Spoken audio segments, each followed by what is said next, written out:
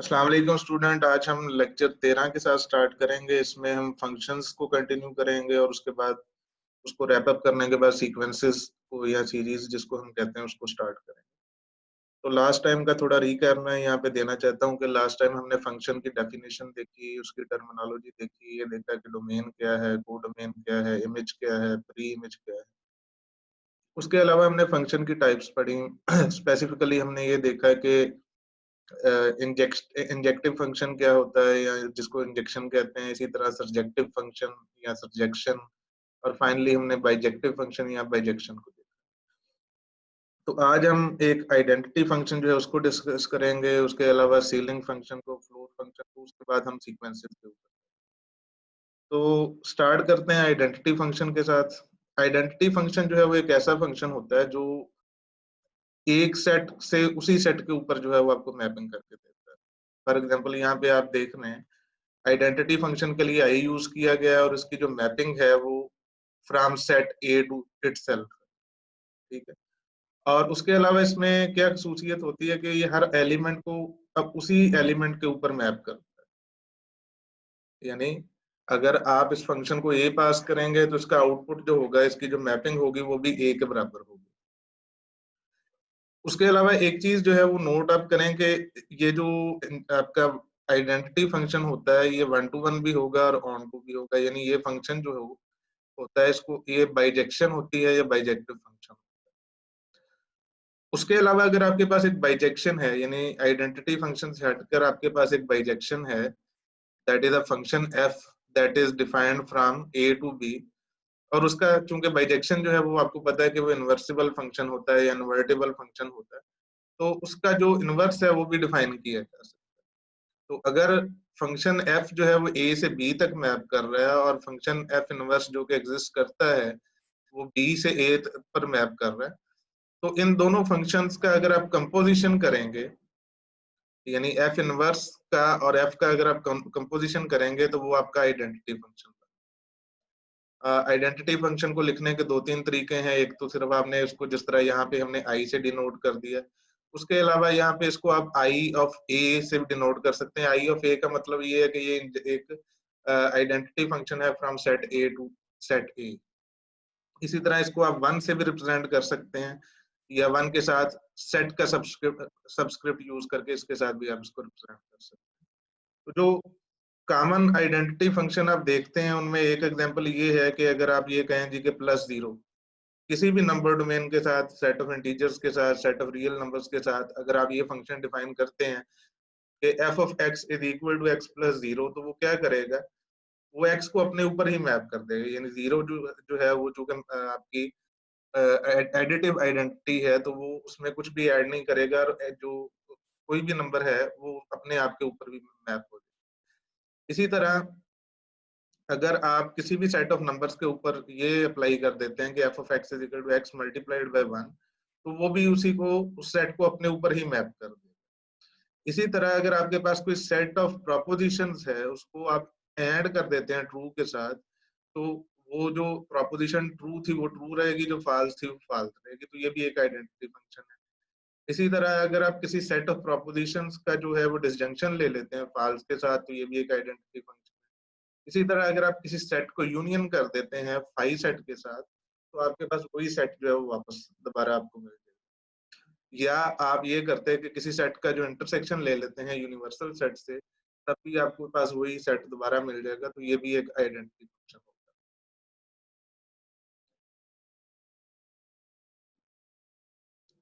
ये आपकी pictorial representation है आइडेंटिटी फंक्शन की।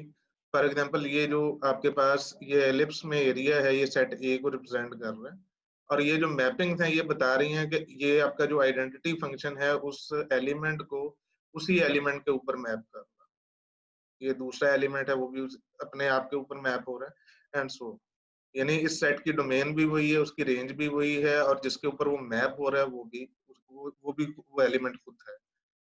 अगर आप रियल नंबर्स की डोमेन में जाके देखेंगे तो आपका जो प्लॉट है वो इस तरह से बनेगा। अगर आपका फंक्शन आइडेंटिटी फंक्शन है और वो इस तरह से कह रहा है कि y is equal to I of X is equal to x, तो आपके पास अगर इसको आप प्लॉट करेंगे तो ये एक स्ट्रेट लाइन बनेगी। ना सिर्फ ये स्ट्रेट लाइन बनेगी बल्कि ये एक ऐसी लाइन होगी जो कि 45 के एंगल के ऊपर होगी। लाइक आपके पास स्ट्रेट लाइन के जो है वो और भी कई इक्वेशन ऐसी हो सकती हैं जो कि स्ट्रेट लाइन बनाती हैं। जितने भी लीनियर इक्वेशन हैं उनको अगर आप प्लॉट करें तो वो स्ट्रेट लाइन बनाती हैं। लेकिन अगर आपका एक फंक्शन जो है वो आइडेंटिटी फंक्शन है तो वो स्ट्रेट लाइन भी बनाएगा और स्ट्रेट लाइन जो है वो एट द एंगल ऑफ 45 बनाएगा, क्योंकि यहाँ पे y और x जो है वो दोनों बराबर हैं। जब y और x जो है वो बराबर होंगे तो आपका एंगल जो है 45।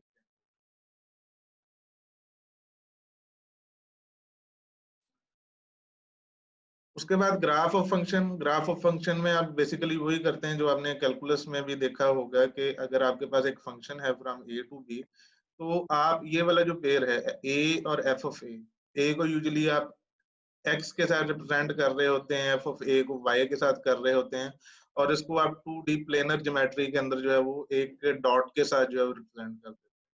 तो यहाँ पे आप ये देख सकते हैं कि जो a है वो सेट a से बिलोंग कर रहा है और उसके लिए आप एक पेयर जो है वो ड्रा करते हैं, जहाँ के जहाँ पर a जो है वो आपकी इनपुट वैल्यू होती है फंक्शन की, और b जो है वो आपके फंक्शन की आउटपुट वैल्यू होती है, जिसके ऊपर वो मैप कर रहा होता है वो वैल्यू।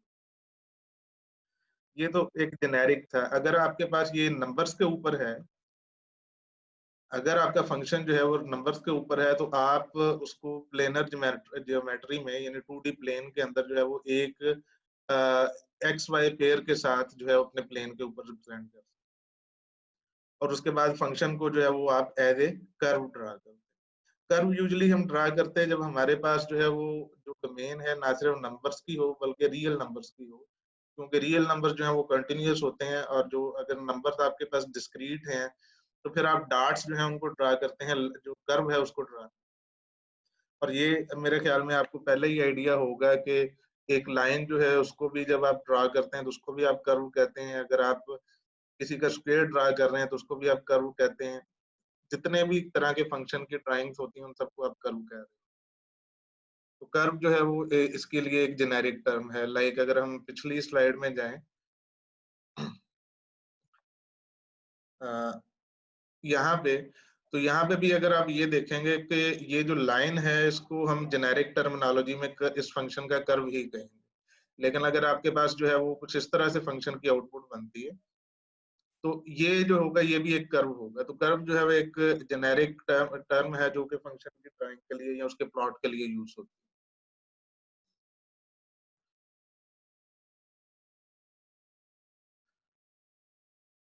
उसके बाद ग्राफ्स ऑफ फंक्शंस हैं, उसकी एग्जांपल है। फॉर एग्जांपल अगर आपके पास एक फंक्शन है f of n is equal to 2n plus 1 which is defined from z to z, यानी सेट ऑफ इंटीजर से सेट ऑफ इंटीजर्स के ऊपर जो है वो आपने ड्रा किया गया।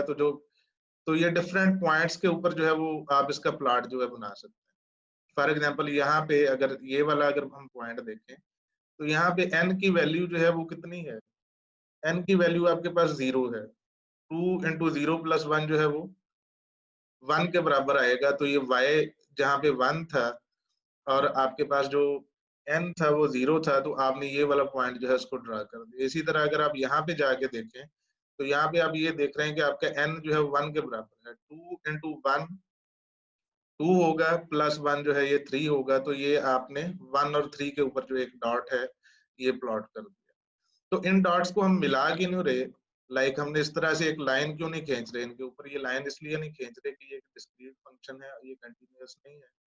अगर यही फंक्शन जो है वो x की फॉर्म में from set of real number two real number जो है वो ड्रॉ किया जाता है, तो तब ये जो है ये ना सिर्फ आप पॉइंट बनाते बल्कि आप एक स्ट्रेट लाइन के जरिए इन पॉइंट्स को आप मिला भी देते। इसी तरह एक दूसरी एग्जांपल है कि अगर आपके पास graph of f of x is equal to x square, यानी x स्क्वायर है आपका जो फंक्शन है, और ये भी z से z के ऊपर जो है वो डिफाइन किया है। तो अगर आपके पास -3 है x की वैल्यू, तो उसका स्क्वायर जो है वो 9 होगा, यानी y की वैल्यू यहाँ पे 9 है। इसी तरह जब आपके पास x की वैल्यू -2 है तो y की वैल्यू जो है वो 4 होगी। इसी तरह x की वैल्यू -1 है तो y की वैल्यू भी 1 होगी, और जब x की वैल्यू 0 है तो y की वैल्यू भी 0।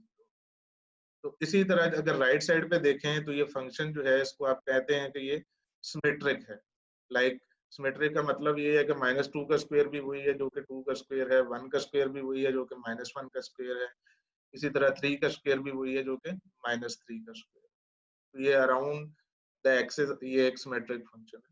तो ये भी चूंकि एक डिस्क्रीट फंक्शन था जो कि इंटीजर्स के ऊपर डिफाइन था, तो इसका हमने कर्व ड्रा नहीं किया, बल्कि इसके लिए सिर्फ पॉइंट्स जो है वो ड्रा।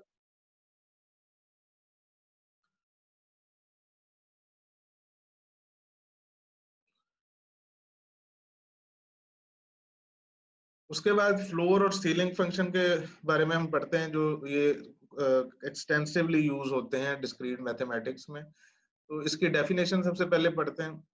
फ्लोर फंक्शन को रिप्रेजेंट आप इस तरह से करते हैं, वर्टिकल बार्स हैं जिनको नीचे से अगर आप थोड़ा सा एक्सटेंड कर दें तो ये आपका जो है फ्लोर फंक्शन बन जाएगा। और अगर आप इसको किसी, और ये डिफाइंड होता है from set of real number two set of integer, यानी इसकी जो इनपुट है वो एक रियल नंबर होगा, इसकी जो आउटपुट होगी वो एक इंटीजर होगा। तो अगर हम इस तरह से कहेंगे कि दिस सिंबल और उसके दरमियान में एक्स लिखा है, तो उसको हम पढ़ेंगे कि ये इसका मतलब ये है कि ये फ्लोर ऑफ एक्स है, फ्लोर ऑफ नंबर एक्स या रियल नंबर एक्स। और इसका मतलब ये होगा कि this is the largest integer that is less than और equal to x. Largest integer that is less than और equal to x. For example x का जो फ्लोर है उसका मतलब ये है कि i in z such that I is less than और इक्वल टू एक्स। ये क्या करेगा, ये हमारी जो बिल्डर नोटेशन है ये हमारा सेट एक बना देगा। ठीक है, सेट जब बन जाएगा तो उसमें से हम क्या चूज कर रहे हैं, उसमें से हम एक मैक्सिमम नंबर जो है वो चूज कर रहे हैं। ठीक है, तो फॉर एग्जांपल अगर हम ये कहते हैं कि 2.3 का हमने फ्लोर लेना है, तो 2.3 का फ्लोर लेना है, तो अगर आप इस डेफिनेशन के ऊपर वापस आ जाते हैं, लाइक आप ये कहते हैं कि i belongs to z such that i less than equal to x, तो 2.3 एक्स की वैल्यू 2.3 है, तो इससे जो छोटे नंबर्स हैं इंटीजर्स में वो कौन से होंगे, 2 होगा, 1 होगा, 0 होगा, -1 होगा, -2 होगा, और सारे नेगेटिव इंटीजर्स इनफिनिटी तक। तो उसमें से अगर हम मैक्सिमम नंबर ले लेंगे तो मैक्सिमम नंबर जो है वो आपके पास 2 के बराबर है। इसी तरह अगर आप 5 का फ्लोर लेंगे तो 5 के फ्लोर में चूंकि यहाँ पे i less than equal to x है, तो 5 जो है वो भी इस सेट में शामिल हो जाएगा, 5 4 3 2 1 0 और सारे नेगेटिव इंटीजर्स। तो उसमें से जब आप मैक्सिमम लेंगे तो आपके पास 5 आ जाएगा। जब हम -1.2 का फ्लोर लेंगे तो इससे जो छोटे नंबर हैं वो क्या होंगे, -2 -3 -4 -5 और अप टू इन्फिनिटी। उसमें से अगर हम मैक्सिमम नंबर लेंगे तो वो क्या होगा, वो -2। तो अगर आप सीलिंग फंक्शन को देखें, ये फ्लोर फंक्शन की हमने अभी बात की है, अगर इसके बाद हम सीलिंग फंक्शन को देखते हैं तो उसमें आप ये देख लेंगे कि ये उसका इनवर्स होता है, यानी उसका उल्ट जो है वो आप उसको सीलिंग फंक्शन कहते हैं। तो ये रिप्रेजेंट इस तरह से होता है कि दो वर्टिकल बार हैं और ये टॉप से एक्सटेंडेड है, बॉटम की बजाय ये टॉप से एक्सटेंडेड है, और ये भी रियल नंबर से सेट ऑफ इंटीजर्स की तरफ होती है। अगर किसी नंबर x के को इन दोनों के दरमियान में लिखा जाए तो आप इसको कहेंगे this is ceiling of x। और इसका मतलब क्या है, smallest integer that is greater then और इक्वल टू, यानी वो सबसे बड़ा इंटीजर जो कि x से बड़ा है या उसके बराबर है। ठीक है, तो इसकी उसी तरह से फॉर्मल डेफिनेशन है कि I belong to z such that I is greater than equal to x, और उसमें से हमने क्या करना है कि वो जो सेट आएगा उसमें से एक मिनिमम नंबर जो है वो चूज करना। तो अगर हम यहाँ पे x की वैल्यू जो है वो 2.3 रखे, जिस तरह हमारी पहली एग्जांपल में है कि 2.3 का हमने सीलिंग फंक्शन लेना है, तो 2.3 से बड़े इंटीजर जो के होंगे वो क्या होंगे, 3 होगा, 4 होगा, 5 होगा, और सारे उसके उससे आगे वाले सारे पॉजिटिव इंटीजर्स आ जाएंगे। तो उसकी अगर हम मिनिमम वैल्यू लेंगे तो वो क्या आ जाएगी, वो मिनिमम वैल्यू हमारे पास 3 है। इसी तरह अगर हम यहाँ पे x की वैल्यू 5 रखते हैं तो ये ग्रेटर देन इक्वल टू है, तो इस सेट में आ जाएगा 5 6 7 8 और अप टू इन्फिनिटी, ये जो है ये सेट आपका चलेगा। उसमें से मिनिमम वैल्यू वो आपके पास 5 आ जाएगी। इसी तरह अगर हम x की वैल्यू -1.2 रखते हैं तो -1.2 से बड़ा इंटीजर जो है वो कौन सा होगा, -1 होगा, उसके बाद 0 होगा, फिर 1 2 3 और सारे पॉजिटिव इंटीजर्स आ जाएंगे। तो उसमें से मिनिमम वैल्यू अगर आप लेंगे तो वो -1 के बराबर।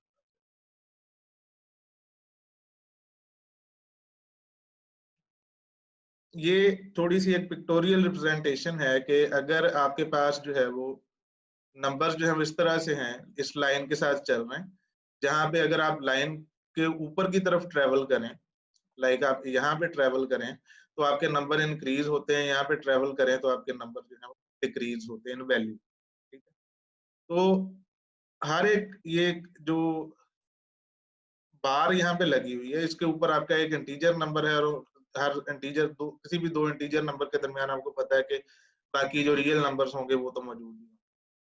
तो यहाँ पे अगर हम किसी भी नंबर को लेते हैं और उसको देखते हैं कि उसका फ्लोर क्या है और सीलिंग क्या है, तो फॉर एग्जांपल अगर हम 1.6 जो है इसका फ्लोर लेना चाहते हैं तो हम क्या करेंगे कि फ्लोर में हम नीचे की तरफ आएंगे, और अगर सीलिंग लेना चाहते हैं तो हम ऊपर की तरफ जाएंगे और उससे जो नेक्स्ट इंटीजर होगा उसको चूज कर लेंगे।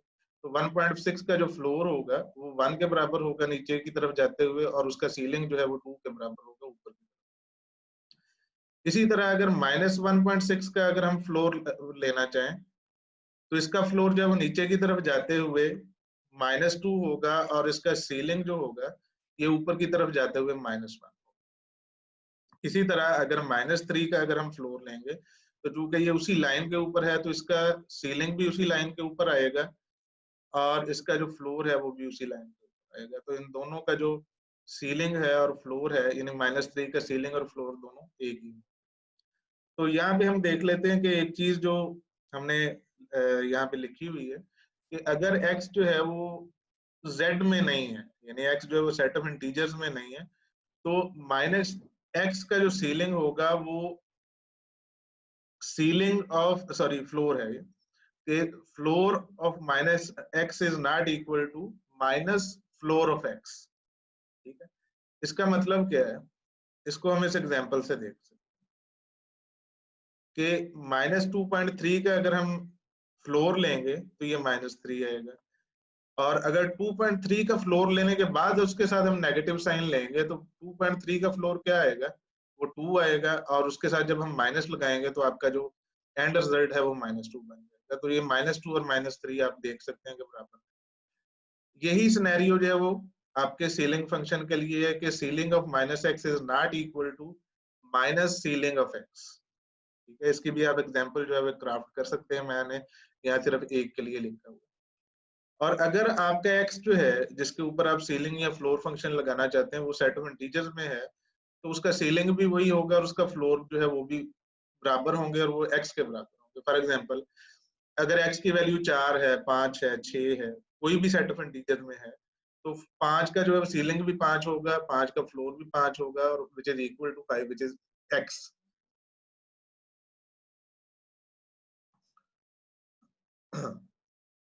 उसके बाद ये एक प्लॉट है सीलिंग और फ्लोर फंक्शन का, इसको थोड़ा सा समझने की जरूरत है, ये मैं एक्सप्लेन करता हूँ। सबसे पहले तो आपने ये देखना है कि ये जो लाइन ड्रा की गई है इसका क्या मतलब है। इसका मतलब ये है कि एक इंटरवल को ये रिप्रेजेंट कर रहा है 2 से 3 के दरमियान। ठीक है, यहाँ पे आप ये भी देखेंगे कि एक डॉट जो है ये सॉलिड है और दूसरा डॉट जो है ये एम्प्टी है, ये सॉलिड नहीं है, एम्प्टी है या हॉलो है। तो ये जो रेंज है इसका मतलब ये है कि x is greater than equal to 2 but less than 3, यानी 3 इंक्लूडेड नहीं है, 2 इंक्लूडेड। तो जो सॉलिड वाली साइड होगी वो इंक्लूडेड होगी, जो एम्प्टी साइड है वो इंक्लूडेड। तो सबसे पहले जो हम ये जो फ्लोर वाला ग्राफ है इसको समझने की कोशिश करते हैं कि यहाँ पे अगर आप देखें कि अगर आपकी x की वैल्यू जो है वो -3 से -2 के दरमियान है, जिसमें -3 इंक्लूडेड है और -2 इंक्लूडेड नहीं है, तो उसका जो फ्लोर फंक्शन होगा वो किसके बराबर होगा, वो -3 के बराबर। इसी तरह अगर आपके पास x की वैल्यू जो है वो -2 से -1 के दरमियान है, जिसमें -2 इंक्लूडेड है और -1 इंक्लूडेड नहीं है, तो उसका फ्लोर फंक्शन जो है वो 2 के बराबर होगा। इसी तरह अगर आपका इंटरवल जो है वो -1 से 0 के दरमियान है, जिसमें -1 इंक्लूडेड है, 0 जो है वो इंक्लूडेड नहीं है, तो उसका फ्लोर जो है वो किसके बराबर होगा, वो -1 के बराबर। इसी तरह अगर आपका इंटरवल जो है वो 0 से 1 के दरमियान है, जिसमें 0 इंक्लूडेड है लेकिन 1 जो है वो इंक्लूडेड नहीं है, तो उसका फ्लोर जो होगा वो 0 के बराबर होगा। इसी तरह आप इसको इस पॉइंट के लिए, इस प्लॉट के लिए भी समझ सकते हैं, इस प्लॉट के लिए भी समझ। अब हम आते हैं इस ग्राफ की तरफ जो कि आपका फ्लो सीलिंग फंक्शन के लिए। तो अगर आपका जो इंटरवल है वो -3 से -2 के दरमियान है, जिसमें -3 जो है वो इंक्लूडेड नहीं है और -2 जो है वो इंक्लूडेड है। तो उसका जो सीलिंग होगा वो किसके बराबर होगा, वो भी -2 के बराबर। इसी तरह अगर आपका जो x है वो -2 के से -1 के दरमियान है, जिसमें -1 इंक्लूडेड है, तो आपका जो सीलिंग होगा वो -1 के बराबर होगा। इसी तरह अगर आप -1 से 0 के दरमियान है, जिसमें 0 इंक्लूडेड है, -1 इंक्लूडेड नहीं है, तो आपका सीलिंग जो है वो 0 के बराबर होगा। इसी तरह आप ये जो 3 पॉइंट्स हैं इनको भी देख सकते हैं कि ये किसको रिप्रेजेंट कर।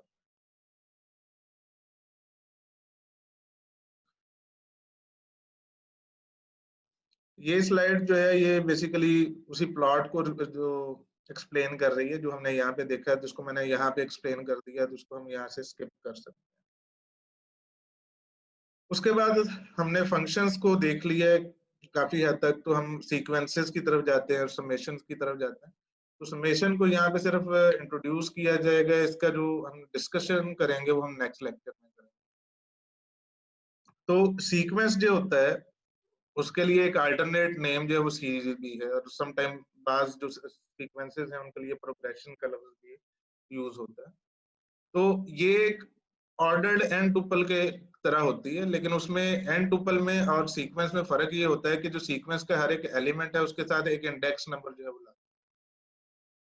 इंडेक्स नंबर का मतलब ये है कि ये सीक्वेंस का जो है वो nth एलिमेंट है या n+1th एलिमेंट है या 6th एलिमेंट है या 7th एलिमेंट है, 0th एलिमेंट है। तो इंडेक्स नंबर जो है वो हर एक सीक्वेंस के एलिमेंट के साथ जो है वो लाजमी होता है।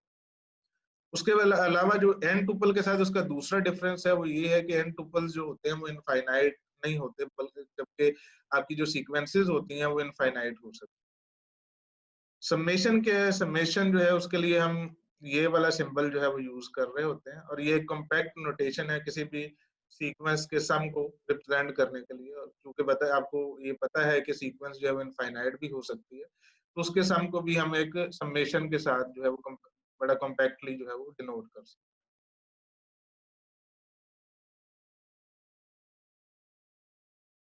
उसके बाद सीक्वेंसेस की जो है वो डेफिनेशन है। सीक्वेंस या सीरीज को रिप्रेजेंट जो है वो इस तरह आप कर सकते हैं, एक ब्रैकेट है उसमें a ऑफ n जो है वो आपकी एक सीक्वेंस को रिप्रेजेंट कर, इसका मतलब ये है कि a0 a1 a2 a3 a4 and so on. तो इसको आप आइडेंटिफाई करते हैं with a generating function f, जो कि i से s के ऊपर होता है। i यहाँ पे आइडेंटिटी फंक्शन नहीं है, i जो है ये आप चूंकि इसके इंडेक्स को रिप्रेजेंट कर रहा है, इसलिए यहाँ पे हमने i जो है वो यूज किया हुआ है। और i जो होगा वो आपका सबसेट होगा नेचुरल नंबर्स का। सम टाइम ये पॉजिटिव इंटीजर्स पे होता है, सम टाइम उसमें जीरो भी होता है। तो जीरो इंक्लूडेड होगा तो वो नेचुरल नंबर पे होगा, तो अगर जीरो इंक्लूडेड नहीं है तो वो सेट ऑफ पॉजिटिव इंटीजर्स पे होगा। और इसकी मैपिंग जो होती है वो किसी भी सेट एस के ऊपर होती है मोस्टली। अगर आप इसकी एग्जांपल जब हम आगे जाके देखेंगे तो आप ये देखेंगे कि एस जो है मोस्टली वो रियल नंबर होगा, या वो भी सेट ऑफ इंटीजर होगा, या पॉजिटिव और नेगेटिव का इंटीजर्स का जो है वो सेट होगा, या सारे रियल नंबर्स का। तो यही चीज हमने यहाँ पे बताई है कि जो आपका इंडेक्स फंक्शन होता है, या तो वो नेचुरल नंबर होगा या वो मोस्टली आपका जो है वो सेट ऑफ पॉजिटिव इंटीजर होगा। सेट ऑफ पॉजिटिव इंटीजर आपको पता है कि ये n में से अगर आप जीरो को माइनस कर दें, यानी सेट जीरो को माइनस कर दें, तो वो आपका पॉजिटिव नंबर इंटीजर का जो है वो सेट कर। अगर आपके पास f एक फंक्शन है जो कि जनरेटिंग फंक्शन है for the sequence an, then for n belongs to i, यानी n in i, the symbol a of n जो है वो क्या डिनोट करता है, वो ये डिनोट करता है कि वो जो जनरेटिंग फंक्शन है उसको आप n के ऊपर अप्लाई करना है, और जो भी आप उसकी वैल्यू होगी वो आपके पास nth एलिमेंट होगा उस सीक्वेंस। nth एलिमेंट या nth टर्म भी आप उसको कह सकते हैं। तो यहाँ पे a ऑफ n जो है इसका इंडेक्स जो है वो किसके बराबर है, इसका इंडेक्स जो है वो n के बराबर है। सम टाइम इंडेक्स के लिए जो है वो i की नोटेशन भी यूज हो सकती है, j की भी नोटेशन जो है वो यूज हो सकती है। तो ये सीक्वेंसेस में जो नोटेशन है ये वेरी कर रही होती है, लेकिन नॉर्मली आप i j या n ज्यादातर इन्हीं में से देखें। सम टाइम होता ये है कि आप सिर्फ a ऑफ n या b ऑफ n या c ऑफ n की बजाय, जहां जिस तरह ये लिखा हुआ है a ऑफ n जो है वो एक सीक्वेंस है, उसकी ये लिखने के बजाय आप उसके चंद एलिमेंट लिस्ट कर देते हैं, उसके बाद डॉट डॉट डॉट लगा देते हैं, या एंड वाले चंद एलिमेंट जो है वो भी उसके साथ आप। फॉर एग्जाम्पल अगर आपके पास ये वाली सीरीज है, ये सीक्वेंस है, तो इसमें आपने पहले 5-6 एलिमेंट जो है वो लिस्ट कर दिए, उसके बाद आपने ये डॉट डॉट डॉट की जो नोटेशन है वो लगा के बता दिया कि ये जो सीक्वेंस है ये इनफाइनाइटली ग्रो कर रही है या आगे की तरफ जा रही है। तो इस सीक्वेंस को अगर हम देखें कि इसका जनरेटिंग फंक्शन क्या है, तो इसका जनरेटिंग फंक्शन जो है वो n स्क्वेयर है। a of n is equal to n square, यानी आपकी nth टर्म किसके बराबर होगी, n स्क्वेयर के बराबर। थर्ड टर्म क्या किसके बराबर होगी, 3 स्क्वेयर के बराबर होगी। फोर्थ टर्म किसके बराबर होगी, 4 स्क्वेयर के बराबर होगी। और चूंकि n जो है ये अपनी वैल्यूज ले रहा है नेचुरल नंबर से, यानी 0 भी इंक्लूडेड है, तो 0th टर्म क्या होगी, वो 0 के स्क्वेयर के बराबर।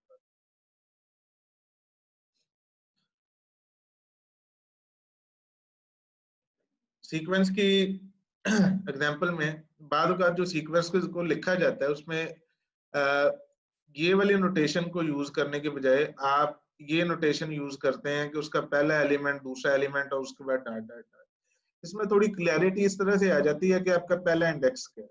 लाइक अगर आपने ये लिखा हुआ है तो इसमें ये नहीं पता लग रहा है कि आपका एन जो है वो कहाँ से बिलोंग कर रहा है, ये आपको एक्सप्लिसिटली बताना पड़ता है कि एन जो है वो नेचुरल नंबर में से है या पॉजिटिव इंटीजर में से। लेकिन अगर आपने अपनी सीक्वेंस को इस तरह से रिप्रेजेंट किया है तो उसमें से ये क्लियर हो जाता है कि आपका जो यहाँ पे इंडेक्स फंक्शन है वो सेट ऑफ पॉजिटिव इंटीजर्स। उसके बाद जो एक सीक्वेंस है वो इनफाइनाइट भी हो सकती है। फॉर एग्जांपल हम ये वाली जो सीक्वेंस है इसको कंसिडर करते हैं कि a n is equal to A1 A2 और ये इनफाइनाइटली जा रही है, जहां पे n इज ग्रेटर देन और इक्वल टू n। तो a ऑफ n के लिए जो जनरेटिंग फंक्शन है वो 1/n है या 1 डिवाइडेड बाय n है। तो इस सूरत में इस सीक्वेंस को अगर हम एक्सपैंड करेंगे, यानी इसके कुछ एलिमेंट हम लिस्ट करना चाहेंगे, तो वो क्या होंगे, वो होगा 1/1 यानी इक्वल टू 1, उसके बाद 1/2 होगा, उसके बाद 1/3 होगा, उसके बाद 1/4 होगा, और ये चलता जाएगा इनफाइनाइट। तो ये वाली जो सीरीज है इसको हम हार्मोनिक सीरीज कहते हैं। कुछ सीरीज ऐसी हैं जो कि फेमस हैं और यूज होती हैं नॉर्मली, तो उनके लिए उन्होंने डिफरेंट नाम सजेस्ट किए हुए हैं। तो ये वाली जो सीक्वेंस है, इस सीक्वेंस का नाम जो है वो, इस सीरीज का नाम जो है वो हार्मोनिक सीरीज है। तो सीक्वेंस और सीरीज जो है इनको आप इंटरचेंजेबली यूज करते हुए पाएंगे इस लेक्चर में। उसके अलावा कुछ सीक्वेंसेस ऐसी हैं जिनको हम प्रोग्रेशन भी कहेंगे।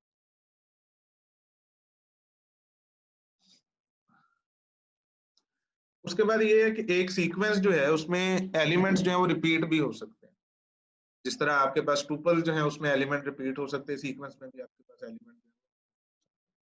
तो फॉर एग्जांपल अगर आपके पास जो है वो एक सीक्वेंस इस तरह से है कि b of n is equal to b0 b1 और इनफाइनाइटली मैनी टाइम्स ये इसमें एलिमेंट्स हैं, तो उसका जो जनरेटिंग फंक्शन है अगर वो इस तरह से हो कि b of n is equal to -1 raise to power n, और n जो है वो 0 से जो है वो पॉजिटिव इंटीजर्स की यानी सेट ऑफ नेचुरल नंबर्स है, तो इसके एलिमेंट अगर आप लिखेंगे तो -1 रेज पर 0 1 होगा, -1 रेज पर 1 जो है वो -1 होगा, और उसके बाद n की वैल्यू जब भी इवन होगी वो +1 आएगा, जब भी ऑड होगी वो -1 आएगा।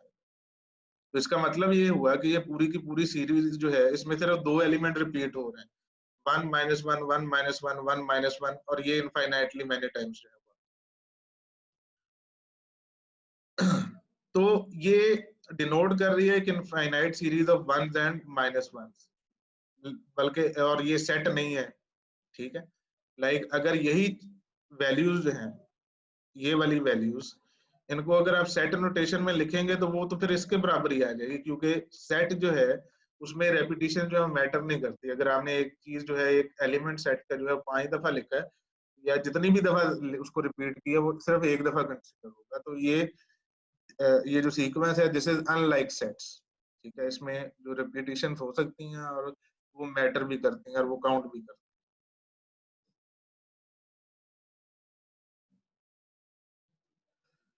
उसके बाद ज्योमेट्रिक सीरीज है, सीक्वेंस है, या इसको ज्योमेट्रिक प्रोग्रेशन भी कहते हैं। तो इसकी जो फॉर्म होती है वो इस तरह से होती है कि ये शुरू होती है एक ए के साथ, ए जो है इसमें आपकी इनिशियल टर्म इसको कहते हैं। उसके बाद ए आर और उसके बाद आर की जो पावर्स हैं वो इंक्रीज करती जाती है। आप पहले वाला जो ए है या इनिशियल ए है, इसको भी इस तरह से समझ सकते हैं कि a multiplied by r raise to power 0। ठीक है, तो यानी a r 0, a r 1, a r square, a r cube, a r raise पर 4, 5, 6 और ए आर रेज पर एन। और इसमें भी इसी तरह से इनफाइनाइटली मैनी टर्म्स जो है वो। तो इसमें ए जो है उसको आप कहते हैं कि ये इनिशियल टर्म है, और आर जो है इसको आप कहते हैं कि ये एक कॉमन रेशियो है। ठीक है, तो जो ज्योमेट्रिक प्रोग्रेशन है इससे मिलती हुई चीज जो है वो आपने शायद कैलकुलस में देखी होगी, जिसको आप एक्सपोनेंशियल फंक्शन। एक्सपोनेंशियल फंक्शन की फॉर्म ये होती है कि ए आर रेज पर एक्स। तो जो आपका जो ज्योमेट्रिक सीक्वेंस है या आपका, और उसका जो दूसरा आपके पास एक्सपोनेंशियल फंक्शन है, उसमें मेन डिफरेंस क्या है? उसमें मेन डिफरेंस ये है कि आपके पास ये जो पावर है, एक्सपोनेंशियल फंक्शन में ये पावर जो है ये रियल नंबर भी हो सकती है, और यूजुअली ये रियल नंबर ही होती है। लेकिन आपके पास यहाँ पे ज्योमेट्रिक सीरीज में जो आर की पावर है, ये रियल नंबर नहीं होगी, बल्कि ये सेट ऑफ इंटीजर्स में से आएगी या सेट ऑफ नेचुरल नंबर में से। उसके बाद कुछ एग्जांपल्स देखते हैं। फॉर एग्जांपल, अगर आपके पास n जो है वो नेचुरल नंबर में से है, तो आपके पास एक सीरीज ये बन रही है bn is equal to -1 raise to power n। तो यहाँ पे इनिशियल टर्म क्या होगी? इनिशियल टर्म अगर नहीं लिखी गई तो इनिशियल टर्म आपकी 1 के बराबर, और उसमें कॉमन रेशियो क्या होगी? जिसके ऊपर आपका पावर लगी हुई है, यानी ये -1 जो है ये आपकी कॉमन रेशियो। उसके बाद एक दूसरी एग्जांपल है cn is equal to 2 times 5 raise to power n। तो इसमें जो इनिशियल टर्म है ये 2 के बराबर है, और आपका r जो है यानी कॉमन रेशियो ये 5 के बराबर है। इसी तरह एक और सीक्वेंस है, ज्योमेट्रिक सीक्वेंस है, जिसमें d ऑफ n, जिसमें इनिशियल वैल्यू या इनिशियल टर्म 6 के बराबर है, और आपका कॉमन रेशियो जो है ये 1/3 के बराबर।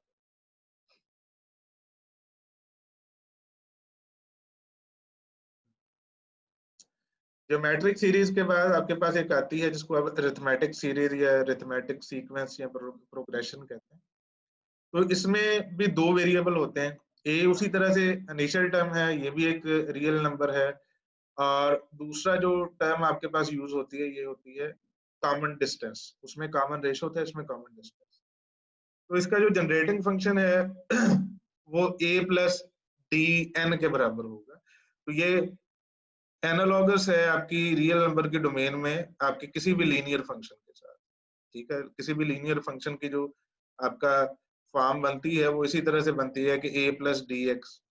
ये उसका जो काउंटर पार्ट है डिस्क्रीट मैथ में, वो आपका अरिथमेटिक सीरीज या अरिथमेटिक प्रोग्रेशन है।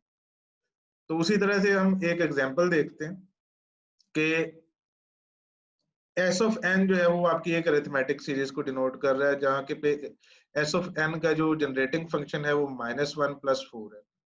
तो इसमें जो इनिशियल टर्म होगी वो -1 होगी, और आपका जो कॉमन डिफरेंस है वो 4 के बराबर होगा। इसी तरह एक और आपके पास अरिथमेटिक सीरीज है टी ऑफ एन, जहाँ पे टी ऑफ एन का जनरेटिंग फंक्शन 7 - 3n के बराबर है। तो 7 जो है इसमें आपकी इनिशियल टर्म होगी, और -3 होगा, ये आपका कॉमन डिफरेंस होगा।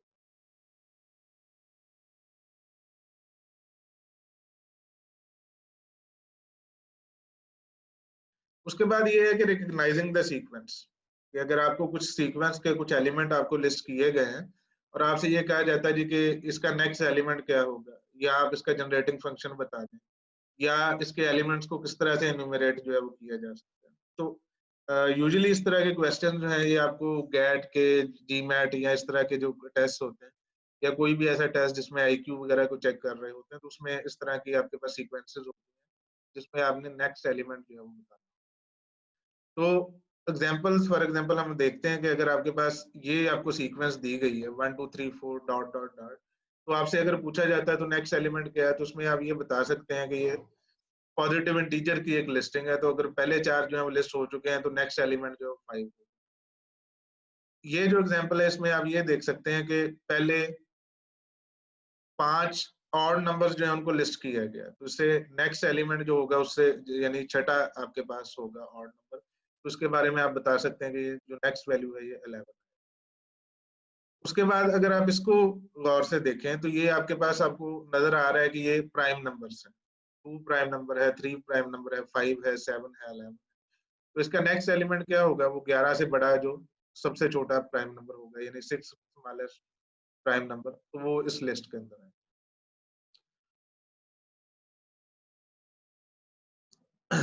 उसके बाद इसको अगर एज ए जनरल प्रॉब्लम जो है वो आपने अंडरस्टैंड करना है कि आपको जो है वो लिस्ट दी गई है या एलिमेंट्स दिए गए हैं, तो उसमें से आपने ढूंढना क्या है।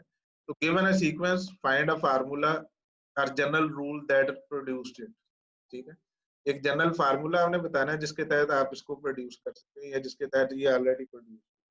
फॉर एग्जाम्पल अगर आपको ये बताया गया है कि ये आपके पास एक सीक्वेंस की पहली 10 टर्म है, तो उससे अगली टर्म क्या होगी, तो इसमें हम ये देख सकते हैं कि एक जो है वो एक दफा आया है, दो 2 दफा आया है, 3 जो है वो 3 दफा आया है, और 4 जो है वो 4 दफा है। तो इससे अगली जो 5 टर्म्स होंगी वो 5 होगी, उससे अगली 6 टर्म्स जो होंगी वो 6 होंगी, उससे अगली 7 टर्म्स जो होंगी वो 7 होगी।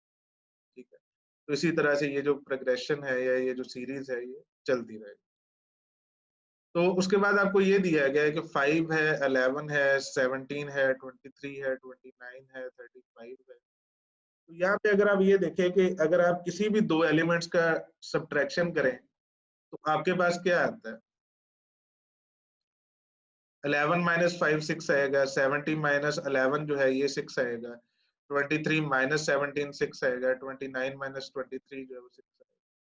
तो इसका मतलब ये है कि हर दो एलिमेंट का जो कॉमन डिस्टेंस है वो 6 के बराबर है। ठीक है, हर एक का जो कॉमन डिस्टेंस है वो 6 के बराबर है, तो आप उसको इस तरह से लिख सकते हैं। और इनिशियल वैल्यू जो है वो आपकी 5 है। ठीक है, तो इसको आप अरिथमेटिक सीरीज के ऊपर अगर मैप करना चाहेंगे तो आपका जो पहला एलिमेंट है वो 5 है ए, और आपका जो कॉमन डिफरेंस है वो 6 इंटू एन माइनस। ठीक है, और इसको अगर आप सिंप्लीफाई करेंगे तो ये 6n-1, अगर हमारे जो n है वो 1 2 3 से ऑनवर्ड्स रहेगी। तो इस तरह के अगर आपके पास क्वेश्चन आते हैं तो बाद का तो ये भी होता है कि दो सीरीज जो है उनको आप उनको मिक्स करके आपके सामने लाया गया।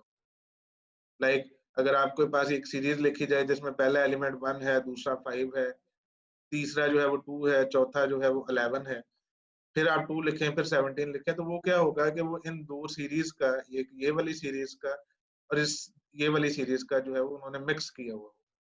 तो इस तरह के क्वेश्चन जो है वो आपके सामने आ सकते हैं कि दो सीरीज को मिक्स किया हुआ है और आपने ये देखना है कि नेक्स्ट एलिमेंट क्या होंगे, या उनको आप अलग कैसे कर सकते हैं, या उनका जनरेटिंग फंक्शन क्या हो सकता है।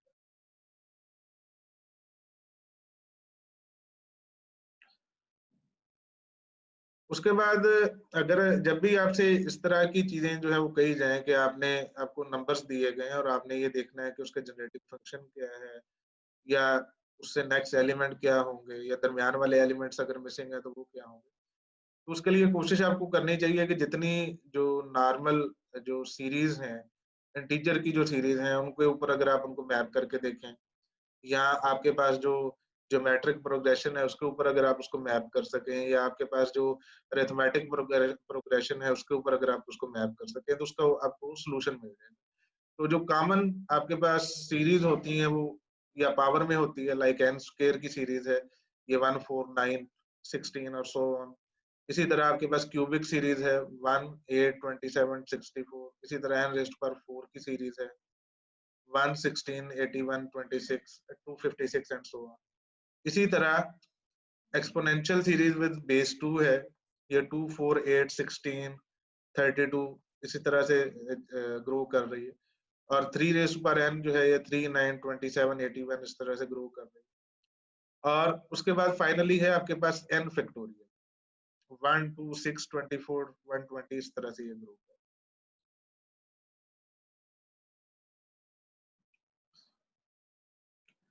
उसके बाद एक सीरीज है जिसको आप फिबोनाची सीरीज कहते हैं। तो ये सीरीज जो है ये एक ऐसी एग्जांपल है जिसमें आपका जो जनरेटिंग फंक्शन है वो एक सिंगल जनरेटिंग फंक्शन नहीं है, बल्कि उसकी एक रिकर्सिव डेफिनेशन। रिकर्सिव डेफिनेशन किस तरह से है कि आप पहले बेस केस बताते हैं कि इसके जो पहले 2 एलिमेंट हैं वो दोनों 1 के बराबर, ठीक है। ये लिस्ट किए गए हैं, ये सेट के अंदर, ये सेट नोटेशन के अंदर लिस्ट किए गए इसके एलिमेंट्स। तो ये इसकी डेफिनेशन में हमने ये बताया है कि इसके जो पहले दोनों एलिमेंट्स होंगे A0 और A1 जो है वो दोनों 1 के बराबर, और उससे जो सब्सिक्वेंट एलिमेंट्स होंगे वो आपको किस तरह से मिलेंगे, वो an is equal to a of n minus 1 plus a of n minus 2 for all n greater than 1, ठीक है। यानी पहले 2 एलिमेंट 1 होंगे, उससे जो नेक्स्ट थर्ड एलिमेंट होगा वो दूसरे और पहले एलिमेंट को ऐड करके, जो चौथा एलिमेंट लाइक तीसरा एलिमेंट क्या था, पहले 2 का सम, चौथा एलिमेंट क्या था, दूसरे और तीसरे का सम। ये वाला 5 जो है ये किसके बराबर होगा, ये 3 और 2 का सम होगा। 8 किसके बराबर होगा, 5 और 3 का सम होगा, एंड सो। तो ये एक छोटा सा कोड है जिसके जरिए आप जो है वो ये नंबर्स जो है उनको फाइंड कर सकते हैं।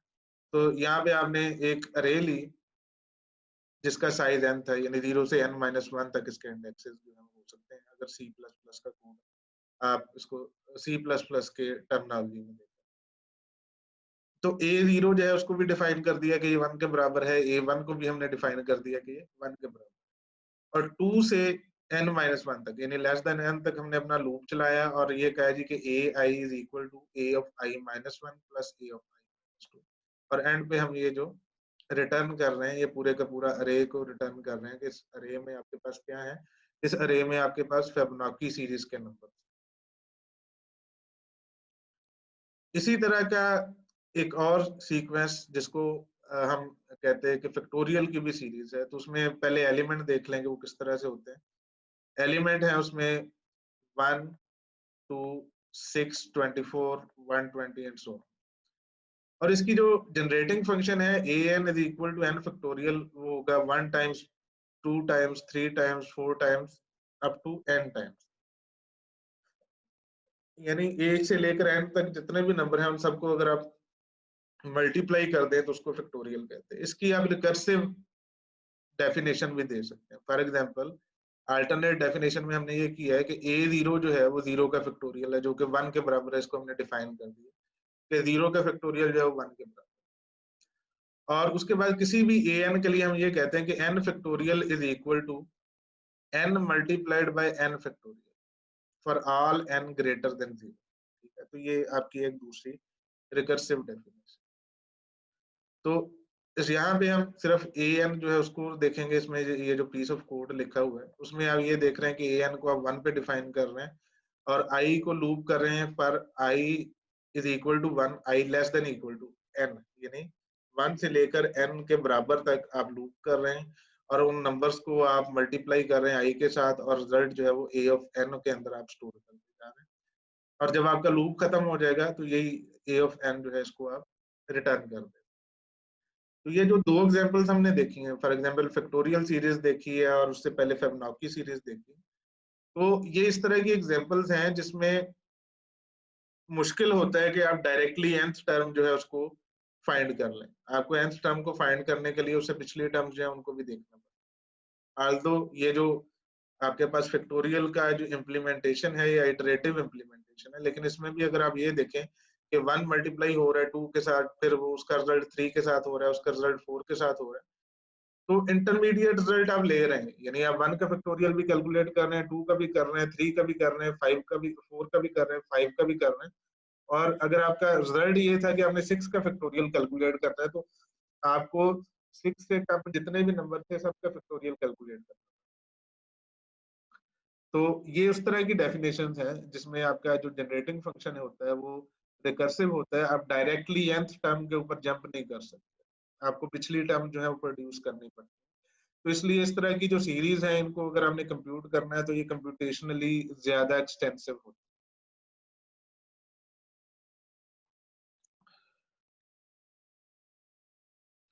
फाइनली हम एक सीरीज जो है उसको दोबारा से रिविजिट करेंगे, उसको हमने एक एग्जांपल में देखा था, लेकिन इसको हम अलहदा से इसलिए देख रहे हैं कि ये एक ऐसी सीरीज है, प्राइम नंबर्स की सीरीज, जिसके लिए हमारे पास अभी तक कोई जनरेटिंग फंक्शन डिस्कवर नहीं हुआ। कोई ऐसा फंक्शन नहीं है, ना ही डायरेक्ट फंक्शन है और ना ही कोई इनडायरेक्ट, या आपके पास रिकर्सिव फंक्शन है जिससे आप जो है वो प्राइम नंबर्स को जनरेट कर सकें। तो प्राइम नंबर चूंकि जनरेट करना इनको बड़ा मुश्किल होता है, इवन इनको चेक करना है एक नंबर को, अगर आपको काफी बड़ा नंबर दे दिया जाए तो उसको कंप्यूटेशनली ये चेक करना ही काफी मुश्किल होगा कि वो प्राइम नंबर है या नहीं। ठीक है, उसकी वैल्यू जितनी बड़ी होती जाएगी उतनी आपकी कंप्यूटेशन बढ़ती है। इसी वजह की से आपके पास जो प्राइम नंबर्स हैं ये एक्सटेंसिवली यूज होते हैं क्रिप्टोलॉजी में। आपकी जो डिफरेंट इंक्रिप्शन एल्गोरिदम्स हैं वो जो काफी बड़े प्राइम नंबर्स हैं उनके प्रोडक्ट्स को यूज कर रही होती है अपने डिफरेंट कैलकुलेशन में, या डाटा जो एक जगह से दूसरी जगह पे पास होना है, या इंक्रिप्शन कीज के लिए।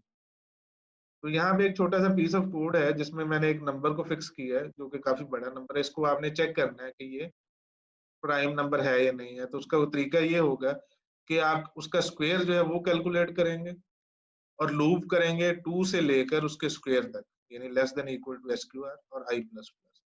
और आप ये देखेंगे कि क्या नंबर जो है जिसको आप चेक करना चाह रहे हैं percentage i is equal to 0। तो उसको अगर आप किसी भी नंबर पर डिवाइड करें तो वो जीरो, उसका रिमाइंडर 0 आता है, यानी वो पूरा पूरा तकसीम होगा।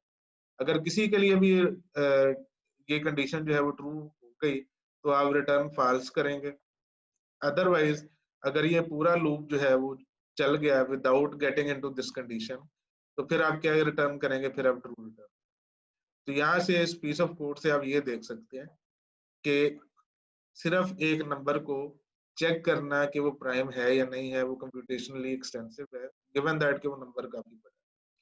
तो इसको जब आप अपने एल्गोरिदम के कोर्सेज में डिस्कस करेंगे एनालिसिस ऑफ एल्गोरिदम में, तो उसमें आप ये देखेंगे कि ये जो कोड है ये इस तरह की एग्जांपल है, इस तरह की क्लास ऑफ एल्गोरिदम है जिसको आप सूडो पोलिनोमियल एल्गोरिदम्स कहते हैं। तो यहाँ पे आपको इसके बारे में परेशान होने की जरूरत नहीं है क्योंकि ये उस कोर्स का पार्ट है एनालिसिस ऑफ एल्गोरिदम का।